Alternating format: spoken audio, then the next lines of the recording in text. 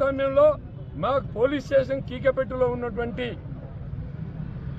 Camp ఆఫీస్కే భద్రత లేకుంటే ఈ ప్రభుత్వంలో ఇది ప్రజాపాలన గుండాల పాలన అది ప్రజలకు అర్థం చేసుకునేటువంటి రోజు దగ్గరలో ఉంది.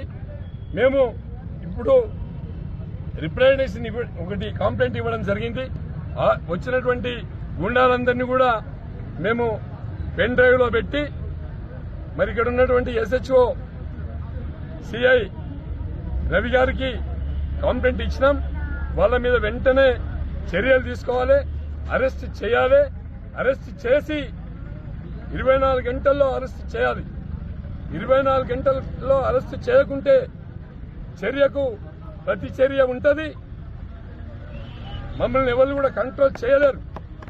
బీఆర్ఎస్ పార్టీకి గజ్వేల్ నియోజకవర్గంలో 93,000 సభ్యత్వం ఉంది. ఇంటికి ఒకరు వచ్చినా కూడా 20,000 మంది గజ్వేల్లో వస్తారు. మరి వచ్చినప్పుడు ఎవరిని కంట్రోల్ చేసుడు మాకు సాధ్యమయ్యే పని కాదు.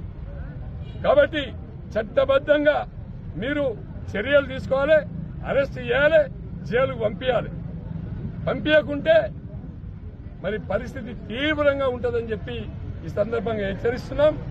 సోమవారం రోజు ప్రజాస్వామ్యబద్ధంగా ఈ దాడికి నిరసనగా గజ్వేల్ బంద్కు పిలిపిస్తున్నాం. గజ్వేల్ బంద్ కూడా ప్రశాంతమైనటువంటి వాతావరణంలో ఎవరికి నష్టం చేయకుండా ఇది శాంతియుతంగా బంద్కు పిలిపించి కాంగ్రెస్ గుండాలకు వ్యతిరేకంగా బంద్కు పిలిపిస్తున్నాం. మళ్లీ ఇలాంటిది పునరావృతం కాకుండా పోలీసులు చర్య తీసుకోవాలని చెప్పి విజ్ఞప్తి చేస్తున్నాం. జై తెలంగాణ.